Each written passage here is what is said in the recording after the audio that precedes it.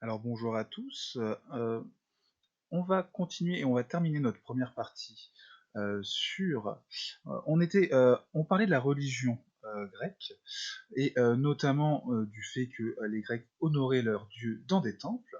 Alors, on va voir maintenant, on va juste terminer sur ça et sur le dernier élément qui assure et qui fait l'unité de la civilisation grecque. Alors, donc, les temples, hein, les sacrifices, les offrandes, l'autel, tout ça, ça peut paraître un peu abstrait. Je vais vous mettre du coup une image. Alors, cette image, hein, donc du coup, vous pourrez la remettre ensuite dans votre cahier, c'est une reconstitution de... Une reconstitution déjà, qu'est-ce que c'est? Une reconstitution, ça veut dire que si vous allez à Olympie, hein, c'est le nom de l'endroit où ça se situe, si vous allez à Olympie aujourd'hui, vous ne verrez pas ça, d'accord? Vous ne verrez que des ruines, parce que c'était notamment à la fin du IVe siècle, donc il y a plus de 2000 ans. Depuis, le temps a fait son œuvre, et en effet, Olympie n'existe plus. Mais à l'époque, donc, on reconstitue, on imagine comment se déroulait et comment étaient construits les bâtiments à l'époque. Eh bien, Olympie, c'est une des villes les plus importantes de Grèce. Pas parce que c'est une des cités-États les plus importantes en termes de population ou d'économie, hein, d'accord, mais parce que c'était un lieu sacré. C'était là où il y avait le temple de Zeus. En effet, Olympie était sous la protection de Zeus, et on considérait que Zeus vivait souvent, ou en tout cas, il vivait soit sur le mont Olympe, hein, au sommet du mont Olympe, soit dans son temple qui avait été construit à Olympie. Alors je vais juste préciser sur la carte. Olympie, où ça se situe? Olympie, c'est... Voilà, je vais juste... C'est pour les plus curieux. Vous pourrez le marquer vous-même, hein. Vous pouvez rajouter le point, hein, avec Olympie. Olympie, c'est au nord de Sparte. Hein, c'est dans le petit coin là, comment dire, sur la côte là, du Péloponnèse. Hein. On n'est pas très loin d'Athènes, mais on est plus proche de Sparte, on est au nord de Sparte. Olympie, ça se situe ici. Et pourquoi Olympie est aussi important? Parce que du coup, c'est là où on honore Zeus, d'accord, dans son temple, on a construit son temple qui est très réputé. C'est aussi là où il y a l'autel, par exemple, c'est là où on va, vous vous rappelez, hein, l'autel, c'est comment dire, là où on sacrifie, hein, les animaux en l'honneur pour s'accorder les bonnes faveurs et les grâces et la protection des dieux, et là notamment de Zeus. Et euh, c'est aussi un sanctuaire panhellénique, c'est ça qu'il faut aussi retenir. Un sanctuaire, donc c'est l'espace qui est sacré, qui est dédié à un ou plusieurs dieux, qui est vraiment, c'est là où habite le dieu, hein, comme je le répète. Et là, panhellénique, hellénique, on a vu il y a quelques instants ce que ça voulait dire. Ça veut dire, c'est un synonyme de grec. Ok, tout simplement. Et pan, c'est aussi un mot grec qui veut dire tout. En gros, c'est un sanctuaire pour tous les Grecs. Je vous avais dit dans la vidéo juste avant que chaque ville avait un sanctuaire, avait un temple pour une divinité en particulier. Athènes, par exemple, pour Athéna, hein, ça donnait son nom. Sparte, c'était plus Arès. Par exemple, Corinthe, c'était Hermès. Delphes, c'était Apollon.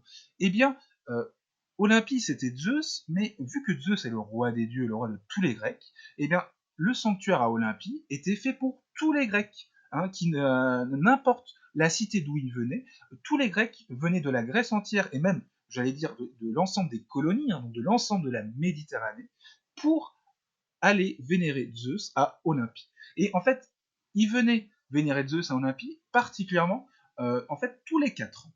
Parce qu'il y avait une fête qui va devenir extrêmement célèbre, hein, ce qu'on appelle des Jeux, les Jeux d'Olympie, qui vont donner quoi? Bah, qui vont tout simplement donner les Jeux olympiques. Hein, les Jeux olympiques tels qu'on le connaît aujourd'hui, c'est tiré des premiers Jeux qui ont été inventés, qui ont été créés par les Grecs durant l'Antiquité. Hein, et ça se passait à Olympie, et ça donnait les Jeux olympiques.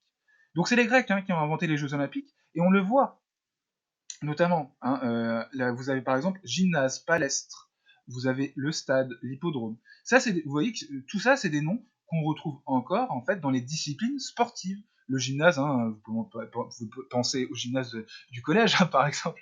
Voilà, c'est là où on pratique le sport, comme pour le stade. Hein, aujourd'hui, on parle du stade de foot, du stade de rugby. À l'époque, le rugby et le foot n'existaient pas encore, hein, évidemment, mais en fait, c'était l'athlétisme.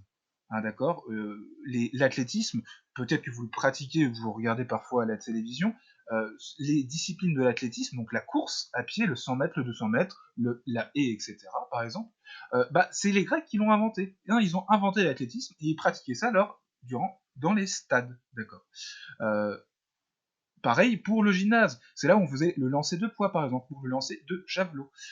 Et à la palestre, hein, le nom de l'endroit où on pratiquait le saut en longueur par exemple, ou le saut tout court, le triple saut, ou également hein, la lutte grecque qui est un peu l'ancêtre de la boxe telle qu'on le connaît aujourd'hui. Alors, le sanctuaire, hein, donc c'est l'espace sacré qui est dédié à un ou plusieurs dieux. Les Jeux, ils ont lieu tous les 4 ans à Olympie. Et comme je le répète, hein, toutes les cités y participent, même celles qui sont en guerre, d'accord. Par exemple, Sparte ou Athènes, si elles étaient en guerre lorsque les Jeux Olympiques avaient lieu, eh ben, il y avait une trêve, c'est-à-dire une pause. C'est-à-dire que les soldats athéniens ou les soldats spartiates euh, posaient leurs armes et ne se combattaient pas, ne se faisaient pas la guerre durant la durée des Jeux Olympiques. C'était donc une fête qui était sacrée, hein, où tous les Grecs étaient invités à venir. Donc évidemment, chaque cité envoyait sa délégation, envoyait ses sportifs les plus compétents, les plus méritants, pour s'affronter lors des compétitions et pour évidemment gagner, hein, le maximum d'épreuves. Hein, comme on connaît dans les Jeux Olympiques aujourd'hui, hein, d'accord. À l'époque, c'était entre les cités-États grecs et aujourd'hui, c'est entre les différents pays. Mais le principe reste le même. Alors, là où c'est différent des Jeux Olympiques tels qu'on le connaît aujourd'hui, c'est que la, vous pouvez coller ça ensuite, hein, sur le déroulement, comment se déroulaient les Jeux Olympiques à l'époque. C'était différent. Il y avait certes la compétition sportive, hein, on le voit, hein, pardon, dans le deuxième jour, euh, c'était le course de chars à l'hippodrome, hein, les courses de chevaux, il y avait la lutte, le saut longueur, la boxe, la lutte, la course de 400 mètres, etc. Euh, mais l'autre élément, c'était que la dimension religieuse était extrêmement importante. Les Grecs, s'ils venaient à Olympie tous les 4 ans, c'était OK pour participer à la compétition sportive, mais aussi pour honorer les dieux et pour honorer Zeus. Et donc, par exemple, ça commençait, le premier jour, il n'y avait pas d'épreuve sportive. Le premier jour, c'était des prières, des sacrifices, des processions. C'était pareil aussi pour le troisième, d'accord. Donc, le milieu des Jeux Olympiques, hein, qui durait 5 jours, le troisième jour, c'était aussi des processions. Les processions, c'est quoi? C'est un ensemble de personnes en fait qui se promènent, par exemple, toute une après-midi dans une ville ou sur un sanctuaire et en l'honneur d'un dieu, d'accord? Et ils vont, par exemple, généralement, il va y avoir des prières, des chants, etc. qui vont se faire. Le mot hécatombe, là, vous voyez, c'est encore un mot qu'on utilise aujourd'hui, hein, un hécatombe aujourd'hui. C'est quand il y a de nombreuses personnes qui meurent, hein, c'est-à-dire qu'il y a de nombreuses victimes, bah, c'est directement lié à ce qui se passait à l'époque, même si à l'époque on ne faisait pas de sacrifice humain, hein, je vous rassure, mais on sacrifiait, voilà, 100 bœufs d'un coup. Donc vous imaginez, du coup, 100 bœufs à l'époque, c'était une grande richesse, et il y avait donc beaucoup de personnes, et ça montre bien l'importance des jeux pour l'ensemble des Grecs. Voilà. Le dernier élément qu'on peut citer, par exemple, c'est la course de 400 mètres, voilà, qui était à l'époque on courait, mais c'était des guerriers, hein, qui couraient et ils couraient en armure, d'accord. Donc c'était un peu plus compliqué que la course telle qu'on la connaît aujourd'hui. Alors je terminerai du coup, euh, notamment sur les vainqueurs. Les vainqueurs, ils reçoivent une couronne de laurier. C'est une tradition qui s'est perpétuée, hein, qui continue à durer. Aujourd'hui, on offre des médailles et on offre aussi des couronnes de laurier aux vainqueurs, d'accord. C'est toujours une tradition qu'on a. Euh, donc du coup, en résumé, ces Jeux Olympiques, c'est le dernier élément qui montre l'unité des cités grecques, hein. Là, je fais juste un récap rapide des éléments qui fondent la société, la civilisation grecque, qui font de l'unité de la civilisation grecque. Alors, on l'a vu dans les vidéos précédentes, donc il y a la langue, hein, le grec ancien, une langue commune. On a des textes fondateurs, une poésie commune, hein, l'Iliade, l'Odyssée.